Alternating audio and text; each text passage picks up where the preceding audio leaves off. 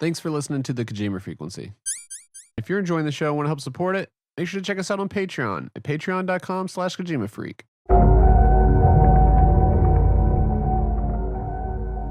Noted Silent Hill hater is here, I guess. Oh my fucking god, what the fuck is wrong with people? I'm just gonna start recording now just in case. Yeah, we're all rolling.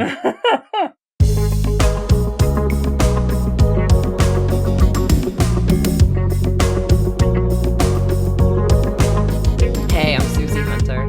Hey, I'm Fingers. Yo, it's ApacheSmash. Hey everyone, this is DaysAhead. And I'm Nitroid. You're listening to the Kojima Frequency.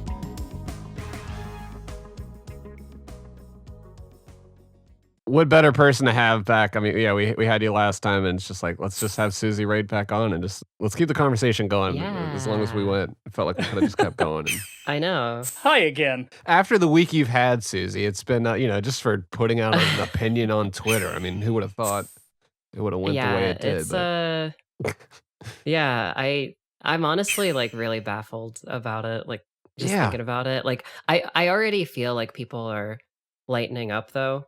Thankfully, like there's a lot of people that are kind of just like, okay, whatever, who cares? Like, who gives a shit? As they should.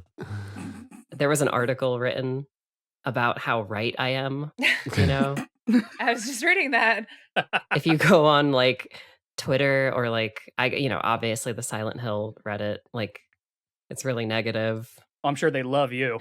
Yeah, and it's like I mean, it's not like I don't mind, like I haven't lost any sleep over this. So, but yeah, it's just I don't know, it's really weird. I feel like don't we want new games? Like I don't know, like just in general, That's kind of like the big argument too. It's like you're just like, yeah, I just kind of would, just, or from my read of it, it's like, man, and from the conversation last time, it's like, I wish these resources were just put into new ideas. Yeah. It's like, yeah, sure, these are fine, like they're hitting the beats, but like I'm tired of the beats. Like, can we have some new ideas and Yeah. new stories? And Right. It's one of those things where like I feel like I've been saying this for like over a year at this point, but no one's actually been listening to me. But when I say it about Silent Hill 2 Remake, for some reason, then it's a problem. It's like, what? Like, why? Well, that's what happens when you criticize a sacred cow. I see. Which is fucking strange to me, because if I recall correctly, we were all very like circling the wagon when those dog shit Western Silent Hill games came out, and now we get this remake. I thought people would have the same, like at the very least, cautious optimism as a result sure. of that shit, and yeah, people have just been going like fucking what you said, Suzi, which is valid. You're tired of a trend, and you're as somebody in a tweet said, responding to stimuli. You have a right to change your fucking mind. It's fucking unbelievable. And then Nitroid tweets out, like I didn't even do anything anywhere near as critical. All I did was like point out how stupid the disc was. Stupid fucking disc. There is a hole here and now it's not, which is fucking stupid on surface, because there's a fucking hole there. Yeah. But anyways, but as the replies have informed me, when you pick up the disc and you put your finger in to hold it, the hole goes away. So gotcha. That makes it not a stupid joke. Wow. Oh. That's actually the kind of genius that I love Silent Hill for. I'm gonna strangle you. Did you guys know that Silent Hill is inspired by Centralia? Did you guys know that? yeah, I think I heard that on an Illuminati video one time. Oh yeah. You should tweet that to Masahiro Ito and see what he says. I listen. Okay, everyone and their mother thinks I hate Akira Yamaoka for some reason. What? I don't think I need Masahiro Ito's ire. I'm okay. I'm okay with that one. We were talking briefly the other day, and I didn't get why you brought up Yamaoka the way you did until like hours later, when I caught up to people being mad at you for something really innocuous. Yeah, I feel like that was just kind of like a distraction from the point I was trying to make originally. It's just kind of like, oh well, Suzi, you like all these other remakes, and it's like, yeah, I like them Interesting. You've also enjoyed Yeah. remakes, but here you are now saying that you won't be playing this one. Very interesting.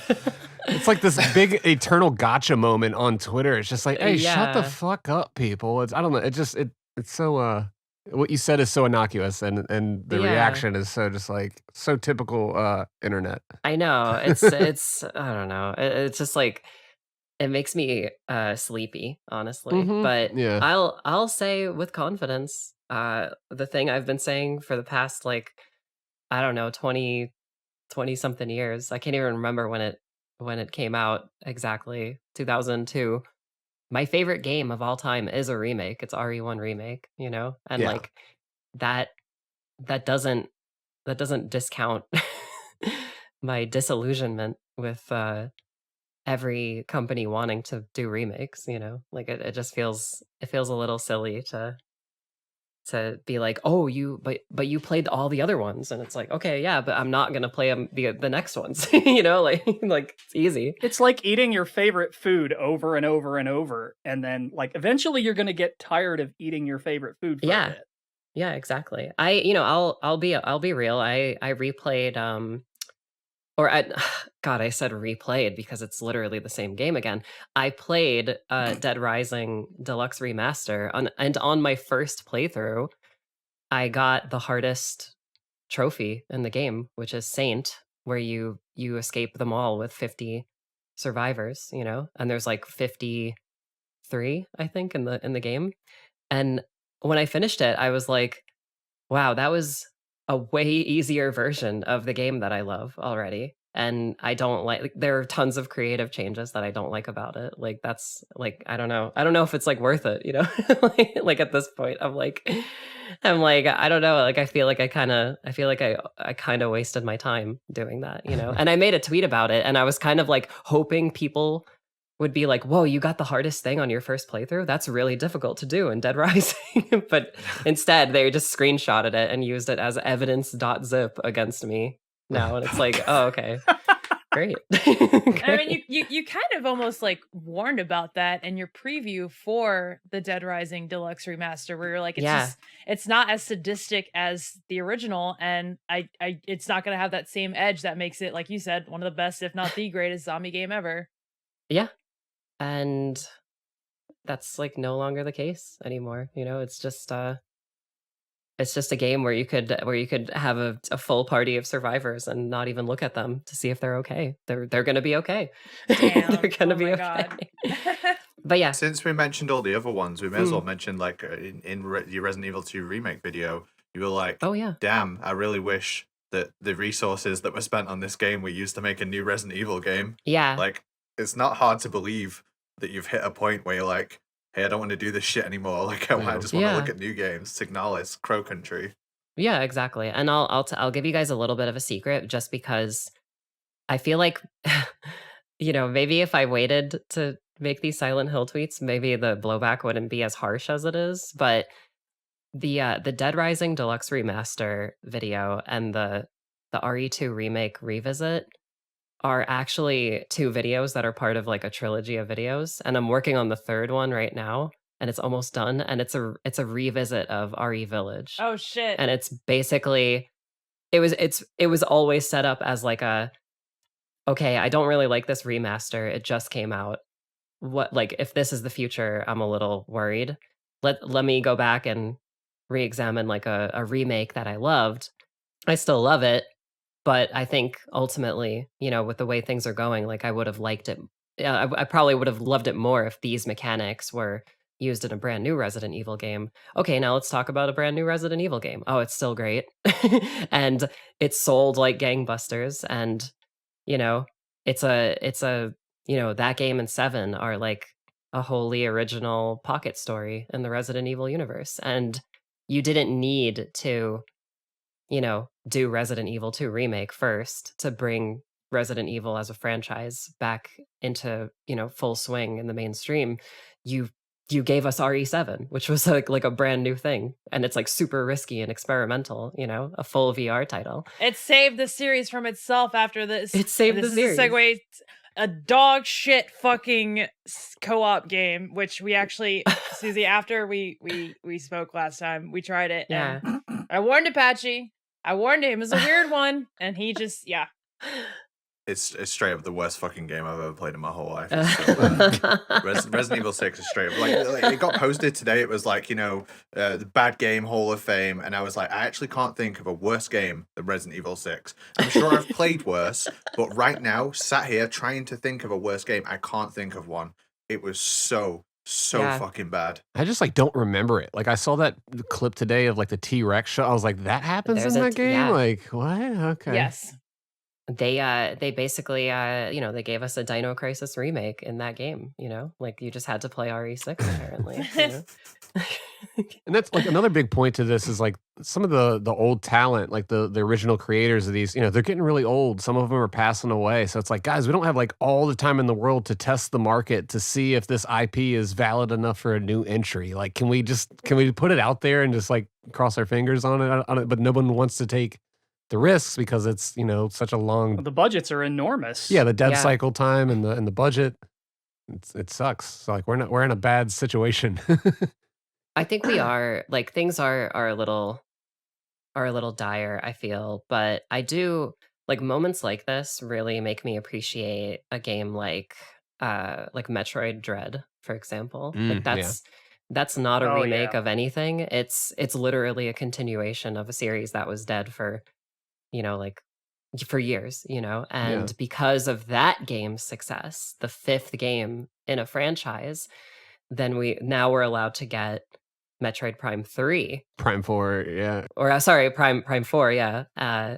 It would be really cool if we got Prime 2 and 3 on the Switch, but yeah. Yeah, but I've been playing the new Zelda game and it's that's a blast. It's on its own, that's a fun thing. It's I think we might get a new game starring Link because of this. It's we know we're gonna get a new fucking Zelda game with the next Switch or whatever. Course, but yeah, these other experiments in gaming are just so fun. I kind of just wish they would do these with just with that in mind of having a new idea and just having some fun with the IP itself and just trying something creative. Metal Gear Survive. What? Oh my God. Oh. If they can sort of de-bloat games down, that might happen more often. Yeah, It exactly. really is time and budget that's doing it. There was For sure. a Famitsu interview that just came out with the Delta staff, and they mentioned pretty openly that if they ever were gonna approach remaking Metal Gear, the first Metal Gear Solid or Metal Gear 1 and 2, that they're going to have to take a different approach than Delta, and they're going to have to redesign it from the ground up and sort of go a very fairly different direction with it. But that was sort of the main focus of the comment, and they haven't really said much about making anything new in Metal Gear, which is kind of worrying to me. Maybe they're kind of tepid towards that idea after how Survive did. It's just I mean, Survive was such a different direction too, where it's all right, this isn't a canon thing. Look, it's just a fun little, non-canon entry. It doesn't matter if it's good or not, though. It matters how well it did, and it didn't. Yeah. True, and they might go a direction and just continue the story and go all right, let's get back to Solid Snake here, or or continue the story elsewhere within the canon. I just think that that formula probably wasn't the best example of here's where the series is going forward, because it's not. That was just a side quest, real quick. Yeah. It's oh my God. I don't know. Yeah. Just I feel like these companies they're so scared of trying things, but people are way more receptive to new ideas than these companies give the general audience credit for. Like I said before, it's just RE7 and Metroid. They're these are brand new games in a franchise, and they did perfectly fine. And so I don't know. Yeah. I don't know why you couldn't. I mean, I think since Metal Gear Solid is so tightly tied to Kojima specifically, and he's not there anymore. I guess it would be a lot harder to sell people on the idea of a brand new game in the franchise. But I feel I don't know, I feel, I mean, if any, if if the Silent Hill 2 remake is anything to go off of, I feel like people are willing to give things a shot, you know. Funnily enough, like it's like I just feel like if you just get like a really competent staff of people together and be like, okay, we're doing Metal Gear Solid 6 or whatever they call it, like, you know, this is a brand new story, a mainline entry in the series. Like I feel like people might have like a shit fit about it for like a few days or like a few weeks, but if it looks great, that's a lot, you know. Right. It's a big death of the author conversation around it. It's just like, okay, like, you know, he's elsewhere now. Like, is this just dead in the water, or can we do things with this still? And I think the answer is yes, like, you know, definitely. But to tie that back to Resident Evil, looking at sort of the formula they've been developing over the remakes of 2, 3, and 4, God, I just wish they'd make a new game with that, you know? For sure. Yeah. And we'll see. All I think about with 2 remake is like, I just want more of this, and I'm about to play 3 remake for the first time very soon. I'm sorry. As far as I can tell, they didn't do that. Shut up, Nitroid. Shut up. They didn't fucking do that. So I just feel like there's so much waste with video games, right? It's like they make these systems and then they just fucking throw them away. Yeah. Well, that's how the Yakuza team cranks out so much so regularly. They reuse their stuff constantly. I played those games for the first time this year, and that was the first thing I said. Like, I played the original Yakuza 1 and the original Yakuza 2. And 2, they just expanded on the previous game. Yeah. And all I could talk about was like how no one ever does that. No one ever does that. And Yakuza 2 is my favorite game in the series. And I was so happy they looked at what didn't work and what did work and build on what they already had. I mean, I don't know why they don't do that. I don't know why. You played the originals like on PS2? Yeah, I played the so original. Cool. You're very cool for doing that. Very cool. Thank you. Thank you. I've had a lot of arguments on Twitter about don't play listen to Kiwami first. Yeah, you should start with 0. Oh God, please don't do that. Do not do that. Don't make my mistake. For the love of God, people, stop playing prequels first. That's not what a prequel's for. I think everyone should start with RE0 first. Yeah. Said no one ever, by the way. Like there is something to it, like playing on that original hardware, you know, like not either, you know, I mean, emulating it, you know, that's fine, or whatever, but there's something to playing on like Nitroid recently gifted me a fucking Dreamcast. I had mine taken away a long time ago by a friend. He sold it. Anyway. Bastard. I've been, you know, finally got all the cables hooked up to it, and I've got it like going through my studio monitors, like for the sound and stuff, and I've got it through this old Dell like CRT monitor, and I'm just sitting there playing Soul Calibur, and I'm just like, fuck yeah, like this is great, and you know, just dude, there's nothing like I did that recently with RE4 Classic. I brought my GameCube into my living room, and I'm just there with my giant surround sound setup that I spent 8 years just putting together, you know, and it's just like, damn, this is how you're supposed to play this game, you know? This is fantastic. There's so much bass in so many of these games where it's like, holy shit. Like I was playing the Sega Genesis stuff through it and just like... It's like seeing a movie in a theater, you know? Yeah, I mean, just the Streets of Rage like punch itself. Hi, Cynthia. Yo, what's up, Cynthia? Hi, Cynthia. The Streets of Rage like sound effects have so much bass in them that it's just like, holy shit. Like, you know, most of these games we played like on our TVs back in the day, just TV speakers where you just didn't have that bass. So it's great. Yeah. You guys just reminded me, my friend is having a Pokemon themed wedding next year, and we're trying to figure out she's having it at a music venue, and we're trying to figure out how to get Pokemon Stadium to play off the venue's projectors with the audio, and I just want to hear that now with the venue's audio system. Hell yeah, it's gonna rip. It's gonna rip. But yeah, so much waste in the industry right now. I wish that wasn't the case. It's like, yeah, we don't need much. Like, you know, it's like, you know, if you go back to like the core of it all, it's like we just need this. This is all we really need to be happy. For sure. Sitting there listening to the Dreamcast load up. Oh yeah. And like that laser, just like it's like holy shit. It brings me back. You get the authentic experience of having a slight hairline scratch on a disc, and now it won't work. Yeah.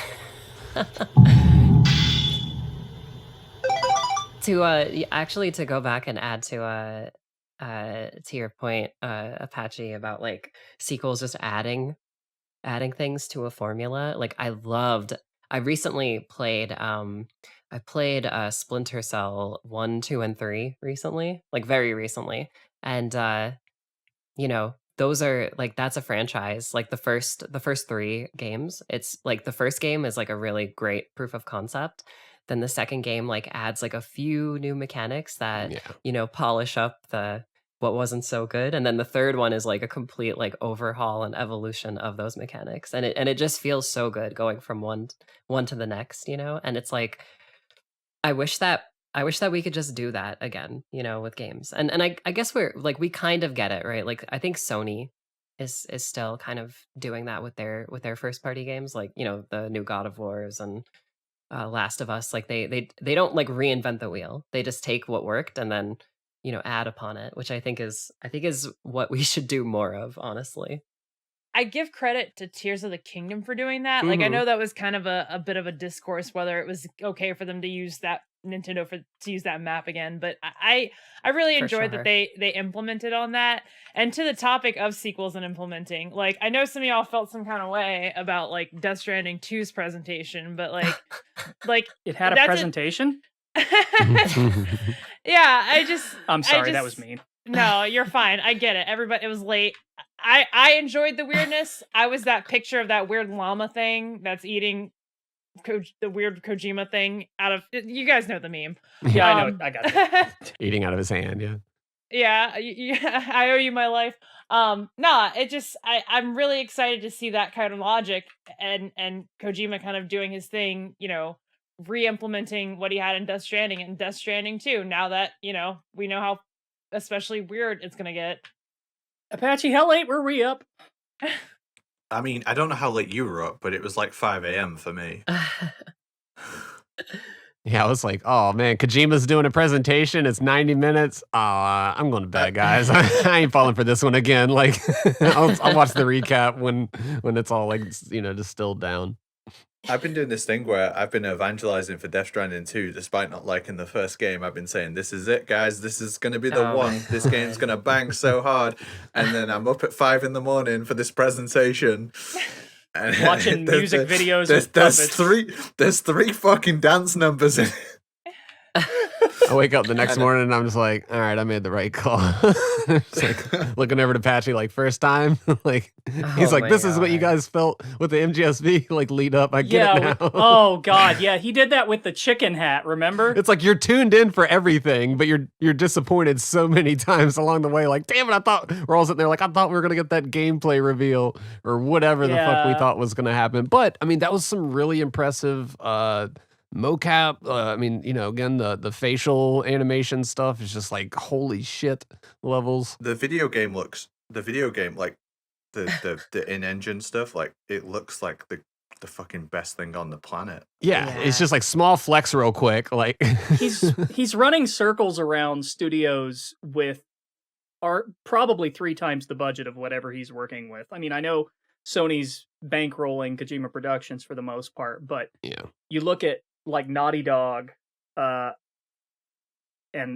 you have to think like there is no way that Kojima Productions is getting more money than them. Yeah. Or at least has a budget that size. I mean, honestly, there's really no way to tell with this stuff. It's the point I'm trying to make is it kind of blows my mind that he's about the only developer I can think of that consistently has realistic characters that don't fall into the uncanny valley. Yeah. Right? And I don't know how he's doing it. I'm really curious to see like what a budgetary breakdown of Death Stranding is, because video games, like as we've learned recently, like a game like Concord can cost like $400 million to make. So like, but Kojima has Hollywood celebrities in his game. It's like how much of the budget is actually going to those people? Probably zero. He's probably just going, hey, want to come out? I'll put you in my game. And they're like, I'll be there. Like, you don't got to cover shit. Like, oh, maybe. Yeah, that's his secret. He doesn't have to cover any flights. Everybody just volunteers themselves for the game. For sure. Cashing those social checks, Yeah. That social currency. Yeah, I do know that, like a lot of motion capture studios, like performance capture studios are in LA, and that's where like a lot of, obviously a lot of actors live in LA, so it's probably not much of a commute, That's yeah, and like it's once it's set up, it's like the setup cost, and the gear. It's like, but then to turn it all on and go, all right, step in the circle, all right, we got you. It's like, Yeah. it's probably just a very quick process for them to actually do that, itself. So I don't know. Well, yeah, but he doesn't have like exclusive copyright to photogrammetry or photo, or like photo capture in general. So like, what is the secret sauce That's here? he definitely walked away with the For secret sure. sauce, because we were comparing, the Delta characters to what he's doing over here with Death Stranding 2, and it's it's different styles, it's different takes on how to do it, but I think the secret sauce might be Sony just hiring like the most talented 3D artists, like not like Yeah. just like not skimping at all, because there are a lot of famous faces in this game, and with that comes a lot of pressure to get them right, to do them justice in a way that you don't see with like a Leon Kennedy or a James Sunderland, like you cannot Yeah. make Elle Fanning not look like Elle Fanning. Yeah, and like this she's is- got to look like herself. this is like duplication of a person versus an artistic rendition of an idea of a person that doesn't exist. So it's like, I mean, it is Yeah. like two, it's apples and oranges at the end of the day for me, but it, like what they are doing with the Death Stranding tech is just like, it's Insanity. yeah, I haven't seen anything else topping that. I mean, I'd say the recent Resident Evil games are pretty damn close.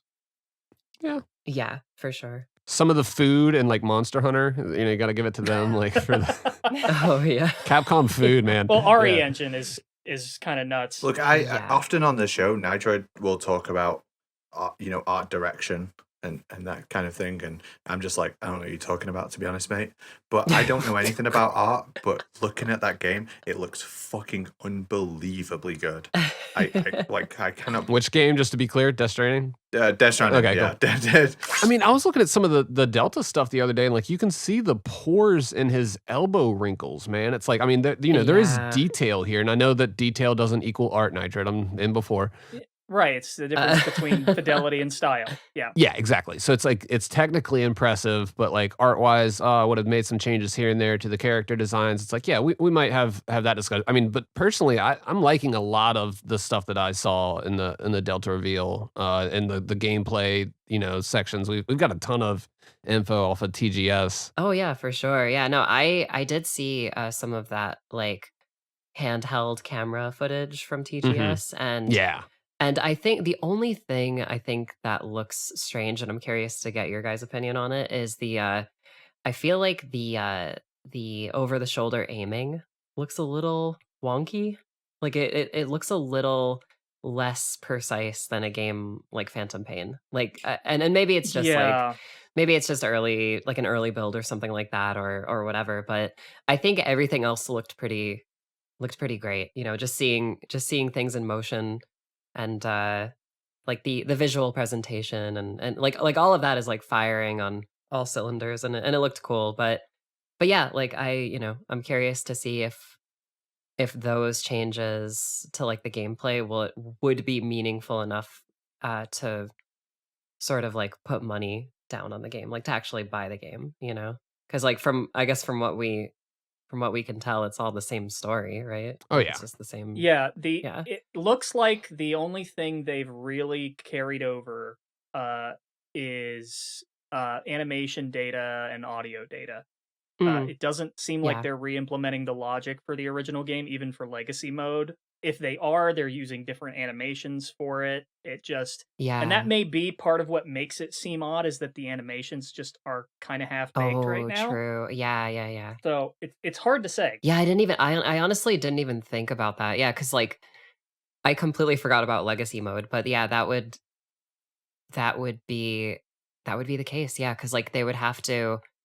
Well, because that's the thing. I remember in a previous episode, you guys were discussing whether or not legacy mode was just vanilla MGS3 or also subsistence MGS3. Like is it gonna have that that third person camera Mhm. option, or is it just going to be the fixed cameras? And like if it's just the fixed cameras, there's definitely that's like double the workload. Like you have to make like attack animations from that perspective, and also over the shoulder modern attack animations. So yeah, I didn't even put two and two together. It might not even be finished yet.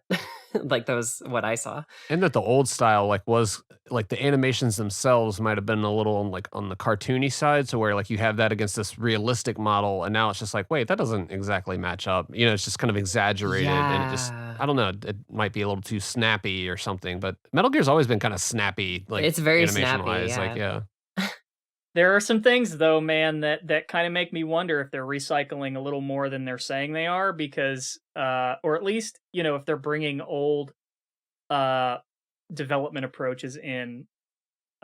Without getting into the weeds too much, one of the clips I saw had you know, Snake shooting at the bridge and then a soldier sort of Yeah. tripping and falling off, and it looked really sort of not natural, you know? For sure, yeah.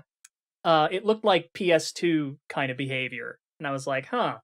I wonder how they're doing that. They're like, it doesn't look like you're relying on like Unreal's baked in physics system. It looks like you're kind of doing a lot of this stuff manually. It looks like an animation. Yeah, it doesn't look like Yeah. a rag doll. Yeah. Right. Yeah. Can I do something that no person on this podcast would ever do? And be negative about remakes. Oh my god.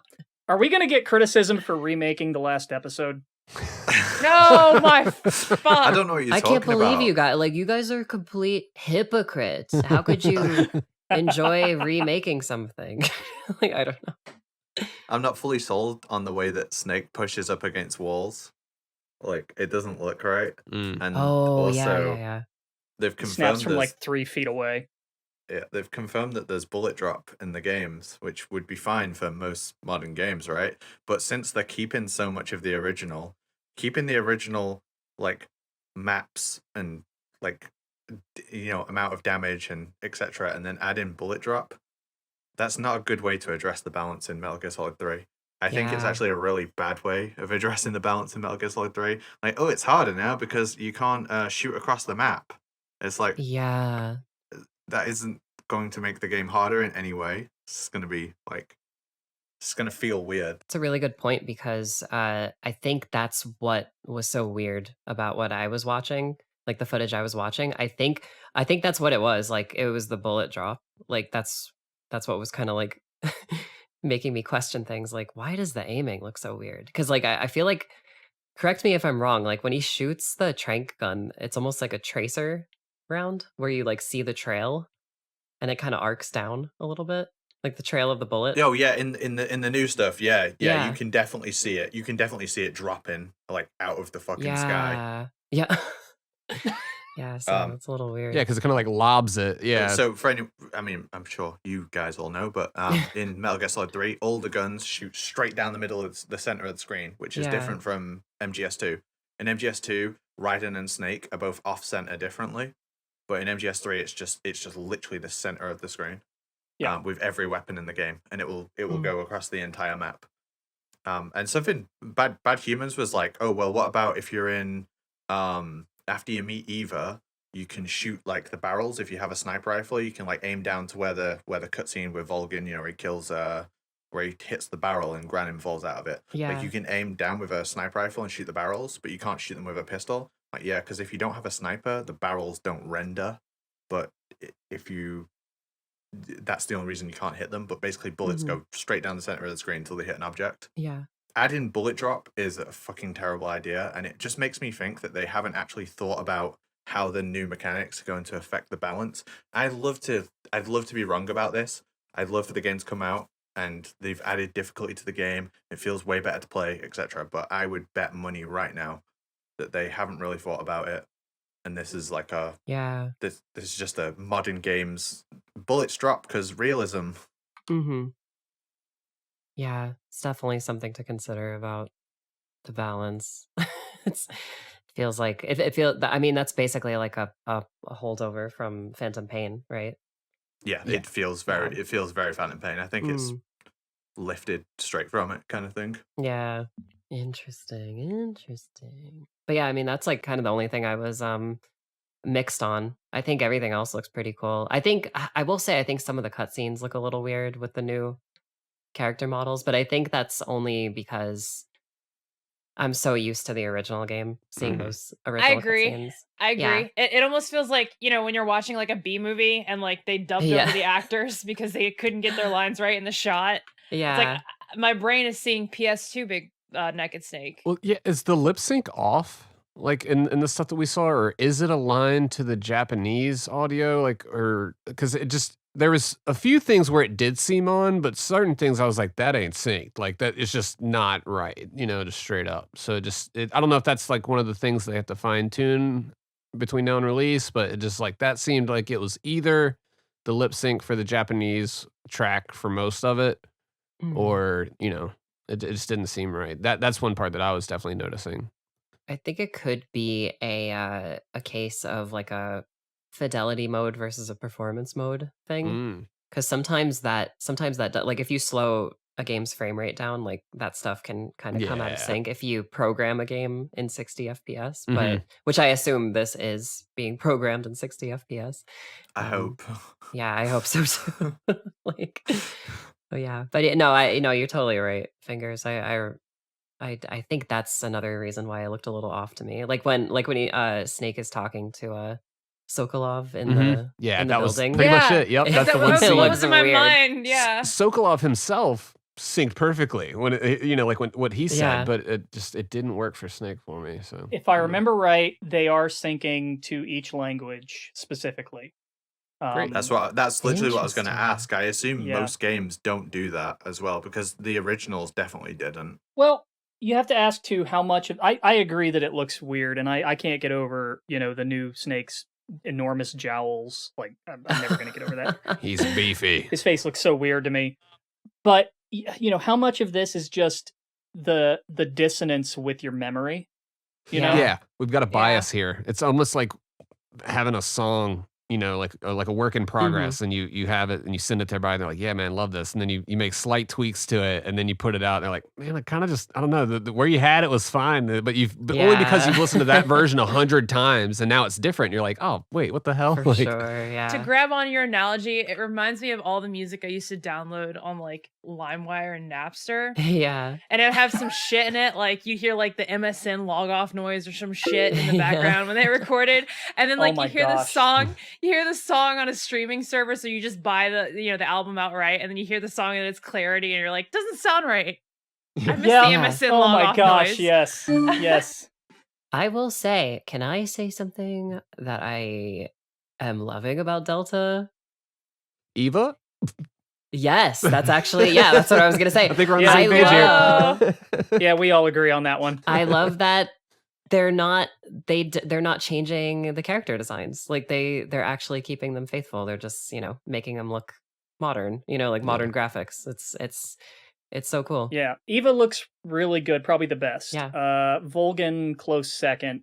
I know everyone's been clowning on Ocelot, including me, but I think he's actually not that bad.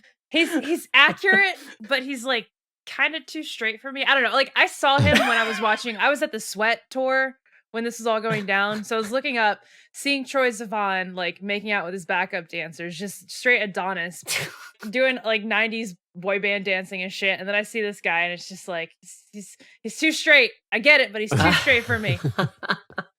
He's definitely very punchable and very evil. Like he's got this like Slytherin type look to him, where it's like, okay, I'm going to be a boss. I get it. Like it's not subtle. Like this is one of the bad guys. He's like 80s villain.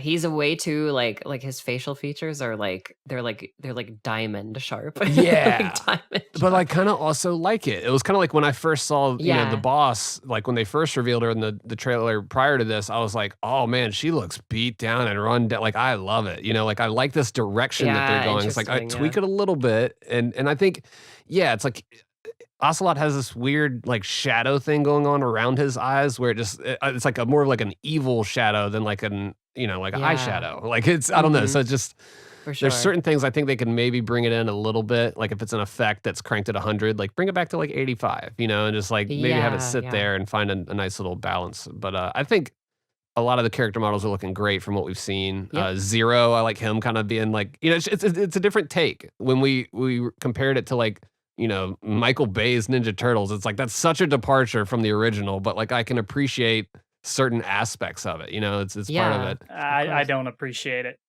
Not a bit. I mean, that's like the most egregious thing for me, like Ninja Turtles wise, is like Michael Bay. But like if you watch it from a certain perspective, it's like, all right, I get it. This is fun. I'm sorry, I don't want to watch it. No, I'm not encouraging it at all. I'm just trying to make a point that I can see good in the bad here, and like that's. And like Sigint, like I think he looks fucking dope. Yeah. Like, Sigint's good. Paramedic looks great. Yeah, paramedic. Oh my god. So I'm trying to more highlight the good stuff and go sure, like, but I don't like Snake's jawline, So Oh my God. Hot take, like I don't think I've seen anyone really mention this, but I think Eva looks quite good. I'm not going to lose my mind or anything, but yeah, I think she looks nice. He's come back out here in front of the gates. We need to get this guy out here again. Oh my god. No more barking, Apache. Jesus, we can't have you represent the show barking. We said ask questions. You're in Japan, please. Oh my god. Oh my god. Yeah, stop barking. We send you out there to rep for us. And this is what you do. I think that was like the first tweet that I saw of Remake. This Evo. is how I know. That's how she found out. That's how she found out. That's how I found out. That's how I found out. Yeah, and then I was like, oh, I guess there's some new footage.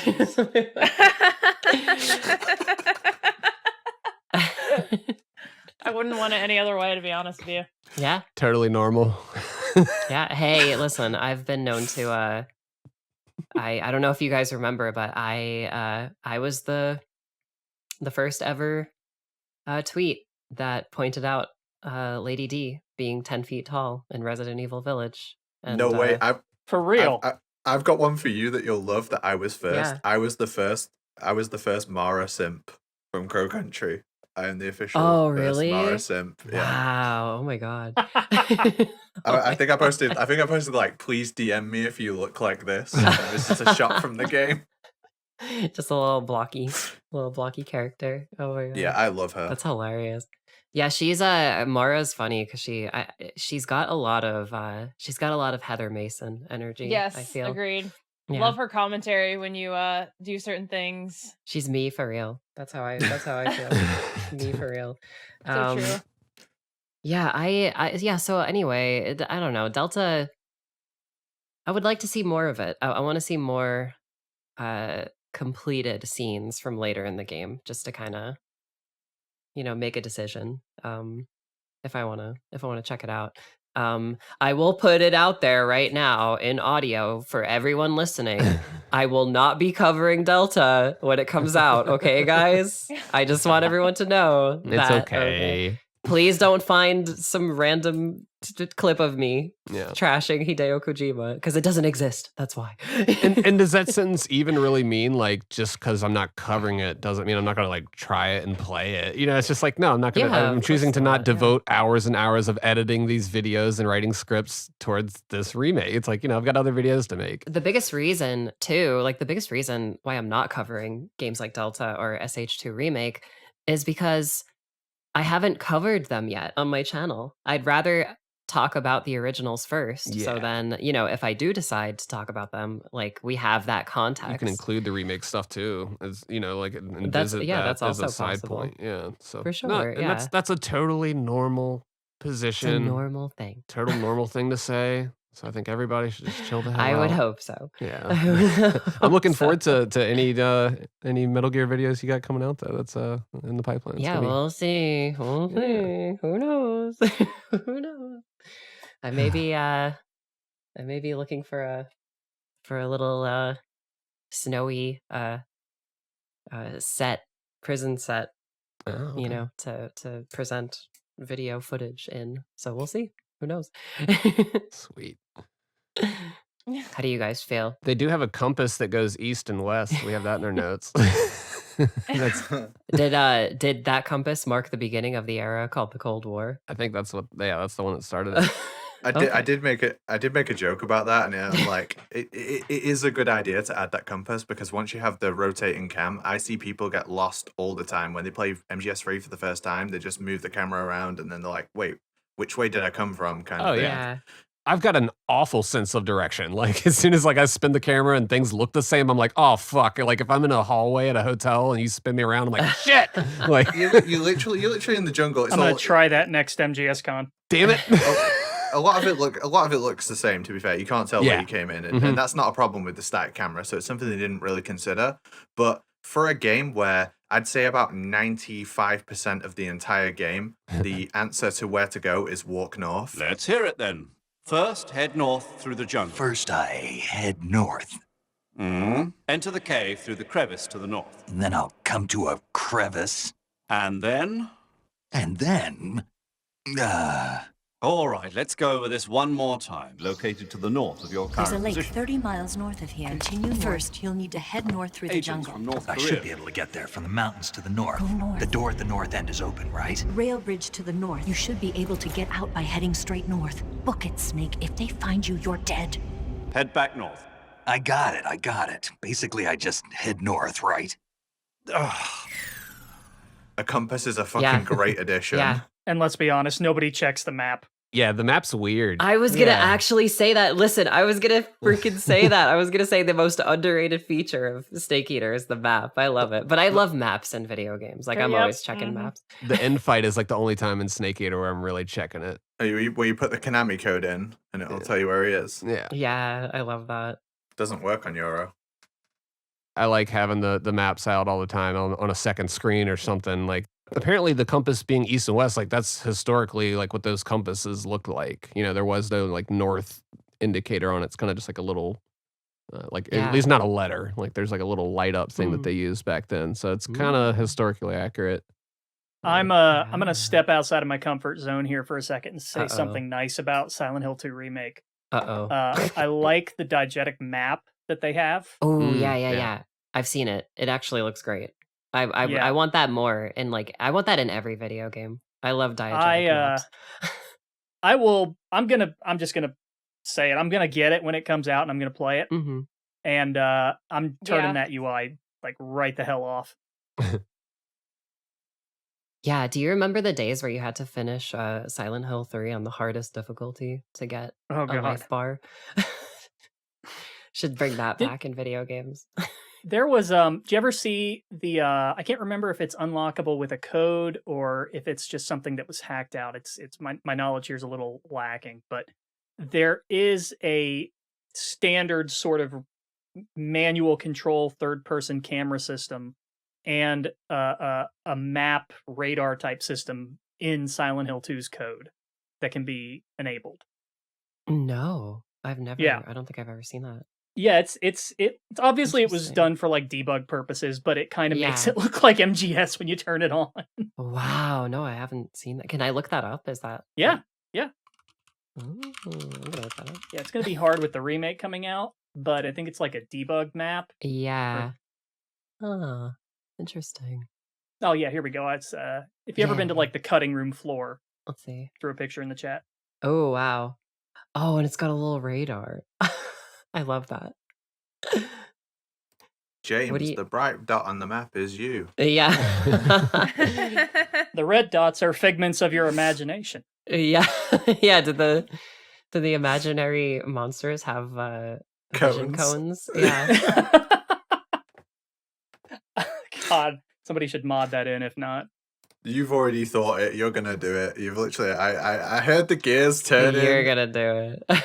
That is beyond my ability. I heard the gears turning in your brain to make Here's that the thing: photo Nitroid has to actually go in and program the cones to happen in real time, and then he's got to get footage of it. That's how he's got to do it. You know, dude, Nitroid. I can't even finish the damn Fat Man mod. Okay.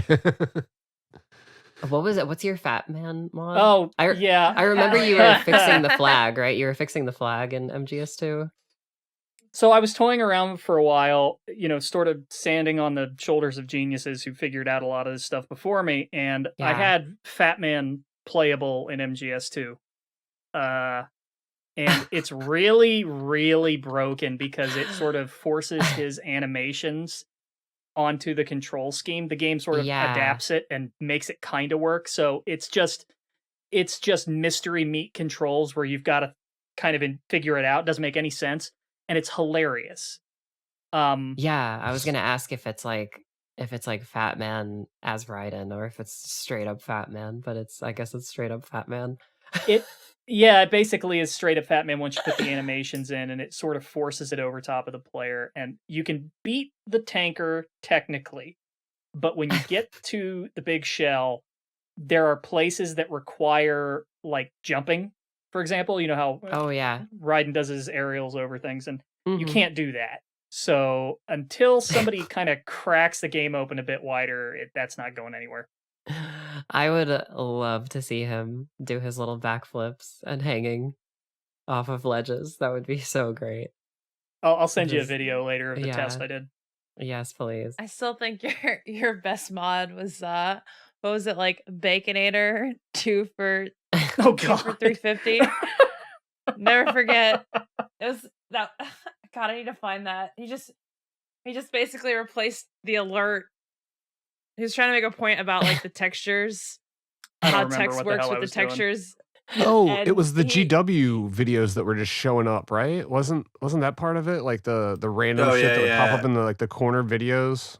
Oh, you're just, right. Like, you're putting in like the Paul Rudd shit and like just randomly you're just inserting whatever as long as it was like an MP4 or something. I don't know. Yeah. Yeah, this Fat Man mod looks amazing. I love it. This is great. I'm watching it right now. Holy shit. It's awesome. Oh, look at him. He's doing his little pull-ups. That's great. He's doing his pull-up. I would love to be able to do that for the whole game. Is it possible to like how in-depth are the mod tools for MGS2? Because I was thinking there should be more mods for that game, but I don't think there's like anything. It's tricky. Kojima and his team did a lot of really crazy stuff with how they built that game, and it's hard to take apart. I am far from an expert on this, but there are a fair collection of tools for basically just sort of swapping things around and getting weird effects, but truly like modding in custom maps and models is not really practical right now. The most you can sort of do is like put in textures and change text and make weird behaviors and effects. Though there is this one guy who just on a whim decided to all but reverse engineer the game and added the MGS3 full third-person camera system to the game. Oh, yeah. I've tried that. And then just dialed out. Yeah. It's unbelievable. It's pretty great. Yeah, I've actually played about half of the game with that mod. It's wild. It's like how do you do that? Like how did you do that? Just devoted like so much effort to that, and it's like great. It works. Yeah, it's bizarre how like it just works and there are no issues. Yeah. I think talking about mods is a great it's a great segue into maybe bringing up something that if Konami's listening, like, hey, like, if you want to make stubborn classic Silent Hill fans happy, why don't you guys consider maybe hitting up the enhanced edition team and just like buying that from them. They did all the work. Just put that on PlayStation Store. Come on. It's something that we've said over and over again on on this show, but it's worth saying again. Like, if you're gonna do this fucking remake shit, at least package the original game with it. Yes. So it's there forever. Like, with Resident Evil and GOG recently, they've actually put those games on the store, like the originals, which is great. But like, these things aren't going to be around forever unless we like actually take care in keeping them alive. Yeah, I'm honestly really curious about that, like why there isn't a GOG release of SH2 and 3. Because 4 is there, right? Yeah, they put Like 4 up, MGS. which is odd. And then, of course, MGS 1 and 2 and Metal Gear 1 were up as well for... I think they took... Did they take all of them down or just MGS 2? I can't remember. It's been so long. Let me check. You think it's licensing related, like music maybe, or... Oh, yeah, maybe. Well, yeah, there was the licensing issue with 2 and 3. I just can't remember if they also took down Metal Gear 1 and the original PC version of MGS. I'm talking about with Silent Hill, like why they don't have Oh, the GOG right, release. right, Do you right. think like the music in that, like and just all the different things, all the things to license, like I wonder. there could be an issue there that's preventing GOG from releasing it that way. I don't know. Do you think Could it has be. something to do with the stock footage? Was there stock footage in Silent Hill 2? It's been a while. So I'm trying to sorry. remember. My brain. Sorry, I got turned around. I thought we were still talking about Metal Gear Solid. Oh, sorry. Still No. talking- I know the stock footage was an issue with 2 and 3, but I Gotcha, don't know gotcha. about 1. Yeah, we talked to the guy at Konami about it when we did the press event there, and he was basically saying it was 6 shots removed, like 6 shots.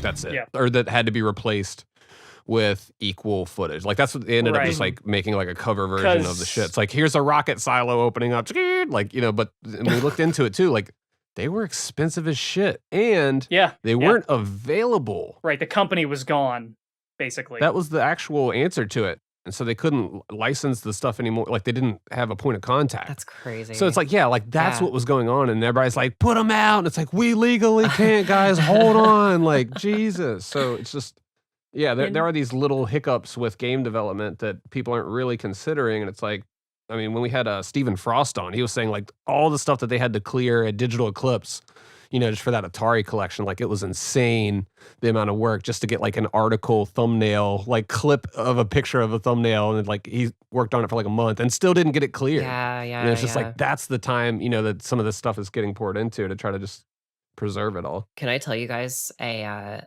vague story? I won't go into detail, but yeah, like that, like video games are extremely hard to get made and ported in all kinds of ways. As you guys may know, I was actually involved in like the behind the scenes with the GOG RE 1, 2, and 3 ports. And I'll just say there is a reason why, if you watch the trailer that GOG has of RE1 on their website, at the end of the trailer, you hear my voice say Resident Evil instead of the original guy, Ward Sexton. Could they not clear it? Because he wanted $1 million. I can't say, but my there God. is definitely a reason. $10 million. We can fill in the blanks, Yeah, just fill in the blanks. But yeah, no, it's getting games ported is weird. It's a crazy process. And that sort of necessitated too the issue with the Silent Hill HD collection. I mean, putting aside the problems with that, wasn't that sort of why they went back and re-recorded like everything? Yeah, it was there was there were some personal issues that certain people had with royalties and stuff. That's the thing. It's like people can, at the end of the day, they're just like they would love to use the original. Like everybody would love the ideally that'd be great. It's like, but we can cover you. Like, or we can get somebody to imitate at the end of the day and do another take. Like, don't get it twisted. Like, and that man, reminds me of the story that happened a few weeks ago with the GTA 6 and that band. They were each band member was gonna get paid $7,500, just for rights for them to use it, but it was gonna take out any, rights in perpetuity or any future payments going their way, royalties, etc.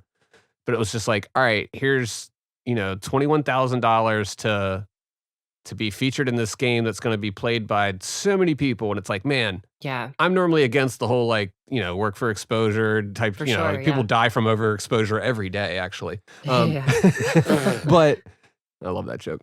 But Terrible. I know it's awful.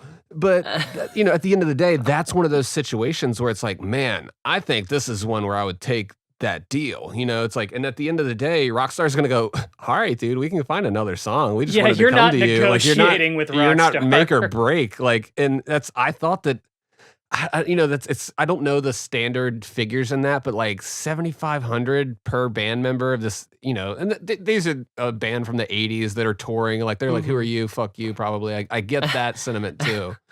But it's just like these companies are trying to make it work, I guess, and they have but so much budget, you know, to stretch it. And it's like, does this really matter? I guess, you know, it's like, how many people is this going to matter to? All right, fuck it. We got the cover version. Here we go. Like, or here's this other song. Then we'll go this route. Sorry. It's not a match. It's not a fit. So it's such a it's such a it's such a mixed it's a crazy mixture of emotions for me because like I don't like obviously like, you know, I have firsthand experience doing that for that, you know, that Resident Evil 1 GOG port, but you know, I guess for like a case of like, you know, Silent Hill 2 HD collection, like that was definitely a situation where I was like, oh no, I love the original like way more, you know, like when I remember back in the day, like they showed us like a preview of the new voices and they made such a big like show of it, you know, and I remember just being like, oh, I don't know about that one. Sorry guys, but yeah, sometimes they nail it. Sometimes it doesn't, you know, hit quite as good. I mean, like Twin Snakes, it's like, you know, they went in and re-recorded all that shit, and it's just like, oh man, this does not hit the same. Like, yeah, like some things are like good, but like mostly everything else is kind of like, oh wow, that's like. Even though you pronounced respite correctly, it still just didn't hit. Like, like respite. You know, it's just like, man, I don't know. I like the old incorrect version. Yeah, You're building like quite a legacy with saying Resident Evil for the title now, right? Because you did it for you did it on your video for Dead Aim because it didn't include it. Oh yeah, So like so is the next game gonna have you do it for real? Like you know what? It's about time, right? I don't know because normally the new Resident Evil titles don't have it anymore. Like you have to buy a DLC to get the original title call now, you know? That's how 2 and 3 remake are. Like you've got to get the classic soundtrack pack to get the Resident Evil, you know? Which I'll say, by the way, they're really good. The new like RE2 remake and RE4 remake title calls, the DLCs, like they're fantastic. Like it's still the same guy. It's still Ward Sexton doing it, and he's only become more of a ghoulish voice as time has gone on, you know. So I think I'm just so used to having it on Resident Evil 2 remake because Days bought me the classic sound pack. Pretty much the first second I booted up the game. So I'm just so used to it being there. For sure. Yeah. I mean, I would love to do it. I have Devil May Cry under my belt, so that's really cool that I got to see that. You're just gonna collect them like Infinity Stones, right? God, I would love it. Title calls. I would love it. I would love to say Street Fighter 7 or something, or Marvel vs. Capcom 4 or something like that. Can we get the Kojima frequency real quick, just as a... The Kojima frequency. Fuck yeah. He's gonna dub that in. Yeah. I'll put reverb on that shit and everything. You can use it, yeah. You can totally use it. I don't care. But yeah, I'll do any title calls. I'd say you could do Dino Crisis, but you'd just have to roar. Yeah, just that's what I'll do.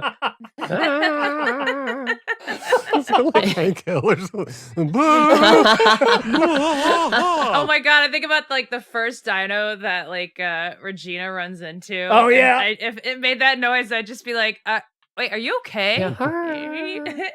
You know what's really interesting? You guys, I know you guys love RE3 Remake. You want to know something that's really like a little Easter egg? I don't know this for sure, but in RE3 Remake, if you like when you down Nemesis and he's like on his knee and he's like recovering, I'm pretty sure they just reused the sound file of the raptors from from Dino Crisis 1? Like this crunching, gurgling noise. It's like the same exact noise like Nemesis I'm gonna is go making. check that later. They did my boy Nemi so dirty in that game. God, replay Resi 3 remake. Oh, go shut. Just throw one grenade at him and he'll take a knee. And then... Look, I remember when I first downed him the first time on hardcore. I was like, wait a second, you're like, something's a little is off that here. it? Like... Yeah. Look. I know we're all sort of anti-remake right now, but I would be okay with a Resident Evil 3 remake. Do it I think again. everybody would get a do-over. I was about to say, just start calling them do-overs.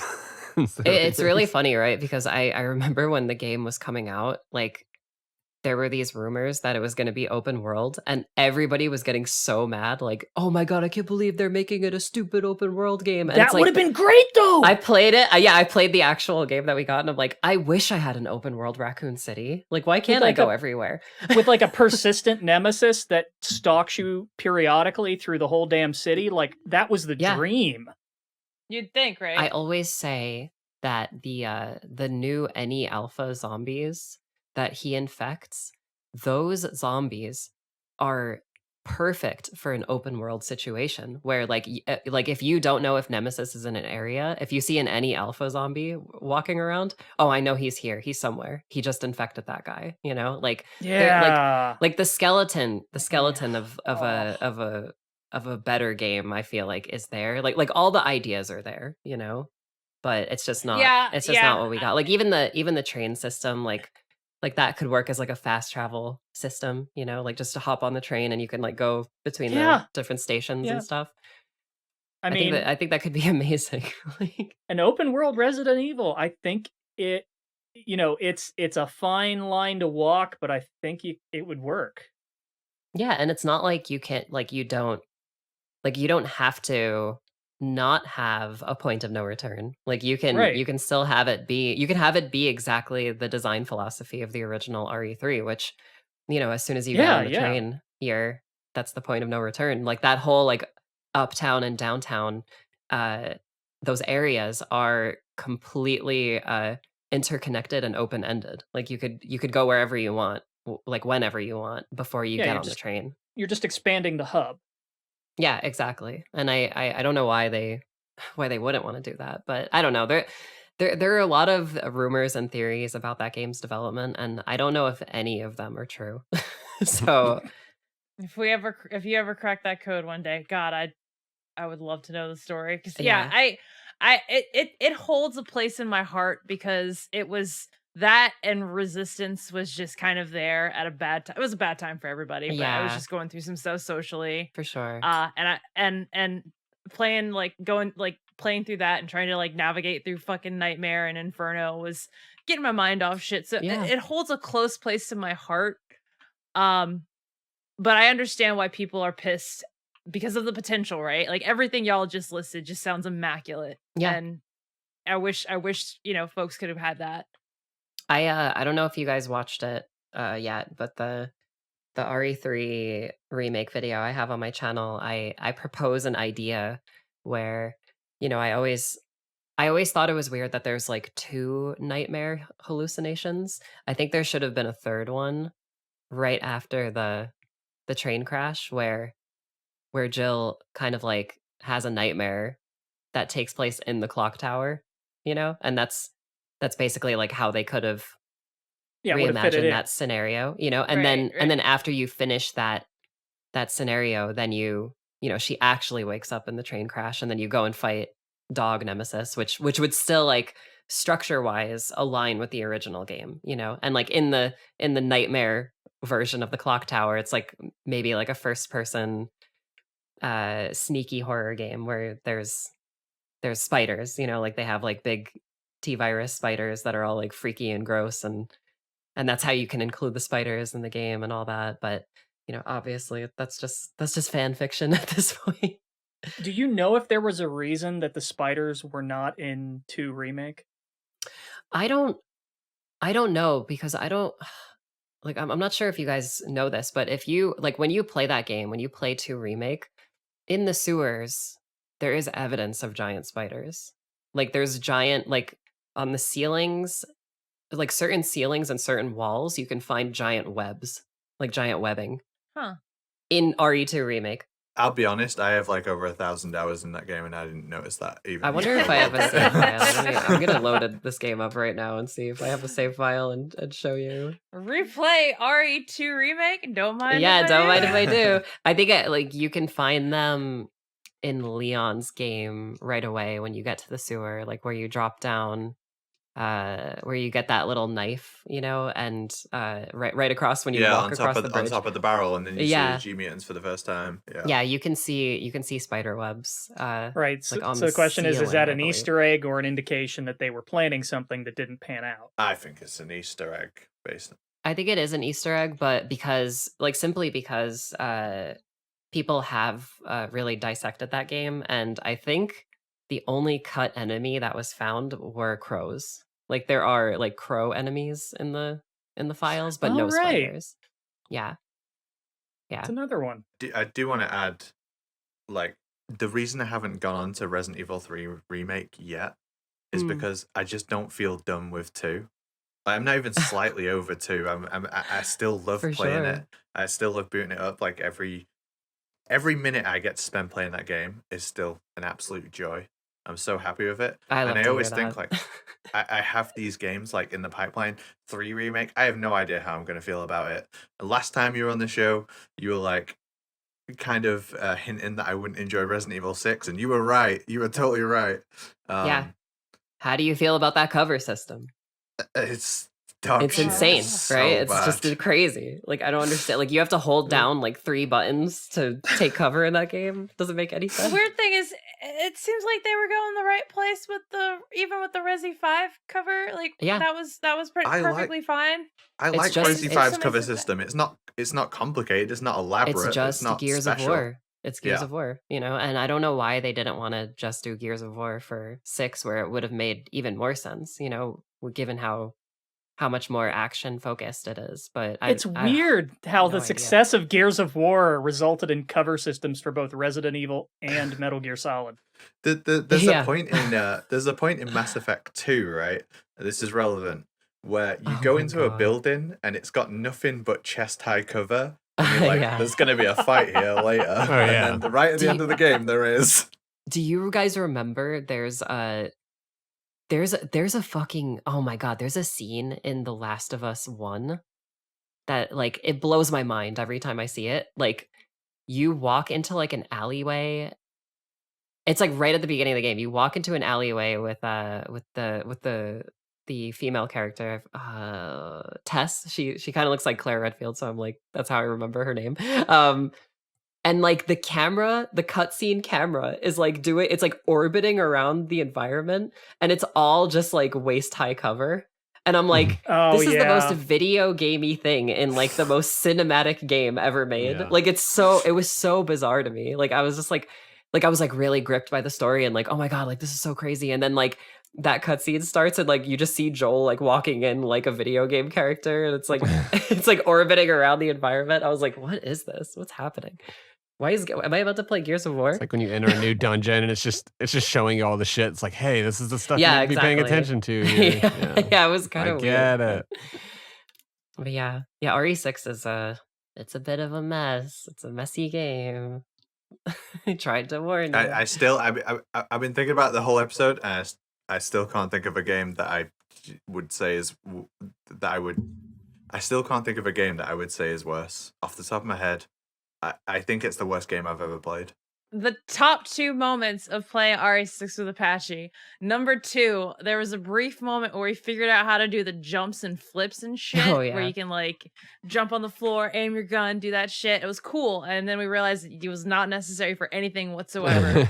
Not at all. And then the number 1 part was when we ran into this glitch where Sherry couldn't walk through the door. And I said, can we just play RE5? And he's like, yeah. And then we switched. And that was my favorite moment of playing RE6. Yeah, if anyone thinks I'm being too harsh on RE6, like I still have unfinished side content in Resident Evil 5. So when you compare playing the meat of Resident Evil 6 versus playing random side content from the gold edition of RE5, yeah, you're gonna pick RE5 every single time. Every single time.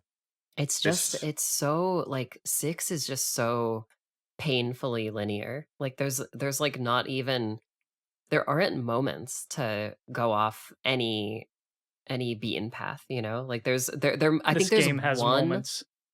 it's just got it honestly, it just has moments. Like it's just, like it's just got like It's just set carefully piece after set crafted piece. moments and that's it. Like there's no room to explore or anything. Like I think there's one area and it's in Jake and Sherry's game where you're in like a big snowy field and you have to collect these like USB sticks. Like that's like the Oh my only fucking part. god, that took us like 40 fucking minutes. Yeah, and it's like not even fun to navigate because you keep sliding down the fucking icy hill and stuff. Like it's so stupid. I have such a good screenshot from that section where it just you can't see a fucking thing. But the set pieces, right? So there's a lot of set pieces in from what I've played so far, and they control like very early James Bond video games. You know, like the world is not enough, and you'd be on like a vehicle, yeah, and you can only move like left and right, and you'd forgive it because it was like a PlayStation 2 game, right? This is a game that came out in 2012. Yeah. Like, how does it?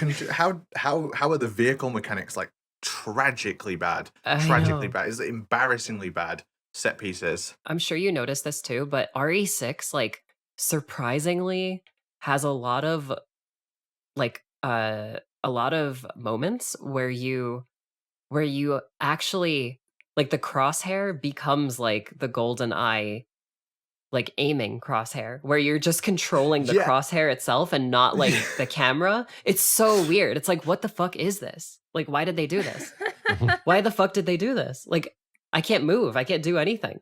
It's like every mechanic of the game was built in isolation from everyone else.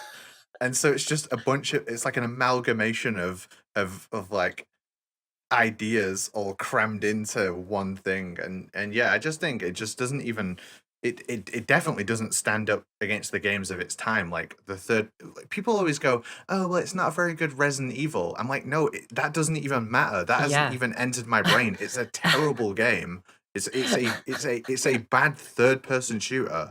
Yeah, dividing it into like 3 sections alone and just them having, you know, differences into them too. It's like that's already just fragmenting the idea as a whole. It's like it just doesn't work. It's like, oh, we made this campaign is Well, why did they go that direction to begin with? I haven't. Remember when they were all like, "We're going back to our roots, motherfuckers"? Is it really like? Can you look forward to it? And then it wasn't. It's so easy to just blame this direction on like RE4's success and then RE5's success, and it just sort of leans further in that direction. I mean, but is that really it? No, because it doesn't. Like, because if you say that Resident Evil 5 built on what was good about Resident Evil 4, I actually think that is true. I think on the hardest difficulty, Resident Evil 5 becomes even like quite a good survival horror game. The problem is it gives you too many options to take from the previous difficulties and keep all your weapons and stuff. Like Resident Evil 5 on the hardest difficulty on New Game is really difficult, and it has the survival horror mechanics work really well. On top of that, Resident Evil 5 over 4 has a really good co-op system, like an absolutely one of the best co-op games I have ever played in my whole life. It functions so fucking well. And when you think about Resident Evil 6, you're like, oh wow, you have multiple campaigns where you're going to have like this really good co-op system, but you're going to play as different characters. That sounds amazing. Sign me the fuck up. And it's just not that even a little bit. And then you play it and it's like this weird, like floaty, like omnidirectional movement, like melee forever combat system. It's like I have no ammo. You have to melee forever. Yes, because you have no fucking ammo. You run out of ammo so fast in that game. It doesn't make any sense. Like I have actually I think you guys are gonna call me insane when I tell you this. I proudly tweeted about it a few months ago and got I got rightfully trashed for it. But I don't care. I was proud of myself. I actually 100%ed RE6. Like I've done everything that you could do in that game. I platinumed it and I've unlocked all of the abilities and everything. That game, I feel it gets so much better when you just have infinite ammo turned on, you know? I'm not gonna trash you. I honestly, all the things that I've done some pretty cool things with games. I don't think I'm capable of finishing RE6. I don't think I've got it in me. I can't do it. I hate it. RE6 with infinite ammo, that just reminds me of Earth Defense Force. It's Earth Defense Force. Like literally, you just equip the fucking assault rifle and you're good to go. You're just mowing down like zombies and weirdo transformer zombies. Like, I had this part in Resident Evil 6 where I'd climbed up a ladder to this tiny platform, this tiny little platform, and I had the whatever the fucking I don't even know what the enemies are called. I don't care. I had this weird thing that had like 4 legs and a big head. It looked like what like a character would turn into in RE4, like when they like merge into like a boss in RE4. But I had like 6 of them on a platform with me. And all they were doing is like they would jump down and then they would climb back up again. They didn't even know I was there. And I'm like, what the fuck is this game? No thought into enemy placement or anything. It's one of those games where I feel like it's got too many systems in play and they're all colliding with each other and the engine just doesn't know what to do. It's like, okay, there's a guy and you can like run and sprint and climb over things, but also roll, and that enemy could transform, and there's co-op and the engine's just like, I don't know what to do. I don't know what to do. So the enemy's gonna run in circles. I've had that so much in RE6 where the enemies literally run around in circles and do not attack me at all. Yeah, there's a little bit of it in 5, but it's not like invasive enough to take you out of the action or mess with the pacing of the game. RE6, it's like every fucking room is like that. It's such a mess. It's bizarre. RE5 at worst will have an enemy like sprint at you, and I know you guys have experienced this. The enemies will sprint at you and just stop right in front of you and not do anything for a second. You're like, okay, shotgun to the face, gotcha. Like you'll also in RE5 once I point this out, you'll never be able to unnotice it. But sometimes the zombie will lunge at you. And he'll just collide with your model, but not actually grab you. Like, all the time. I've experienced that so much, and it's great when you play mercenaries. You know, you try to go for the high exactly. score. Like, thank fucking God it didn't grab me. This whole episode is like a public execution for Resident Evil 6. Yeah, poor RE6. Listen, the one thing I'll give it is I love the oh my God, I don't even know if I want to admit this now that I've started because it's so fucking corny. I love the credits song of Jake and Sherry's campaign. That's the only thing I love about that. Oh, is it that good? When we get, I never even finished the campaign, but I will throw it on. Would love to see it. I'm gonna have to throw it but Sherry couldn't get past the fucking door. It wouldn't open for her. I'll just tell you now, it is not a good song. It is like so incredibly corny. It's like the most like best part of Waking Up is Folgers in Your Cup level, like tier song. I gotta look this up. Yeah, I'll post a link in the chat. Let me see. You two are gonna have to let me know if you play Outbreak at some point. Oh my God, play Outbreak. Yeah, play Outbreak. Oh my God, please. One of my New Year's resolutions for 2024 was to emulate Outbreak. It's already fucking October, so. Yeah. Which, on that point, we've said this for God knows how long. We have got to play Metal Gear Online on stream sometime. I nearly ended up 1v1 in DRK, and I was like, oh. I know you've played a lot of this game, but I will mess you up. This is MGS free, mate. But it never ended up happening. But no, we should play MGO at some point. But yeah, I would love to play Outbreak. Dude, if you think like I'm being so harsh on Resident Evil 6, Suzi, you were here in the last episode, right? Mm-hmm. I was optimistic, right? I wanted to like this game. Like I feel like I approached this game earnestly and was ready to ignore any criticism anyone had. Like I don't feel like I let people color my opinions of a game before I play it. Oh yeah, for sure. It's fucking dog shit. It is so bad. I wish it was good. I really wish it was good. I was hoping I was going to get Resident Evil 5 Part 2, honestly. I think it's really interesting because I genuinely feel this way. RE4 Remake, it feels like a mechanical remake of RE6. Like if RE6 was a great video game, it would play like RE4 Remake.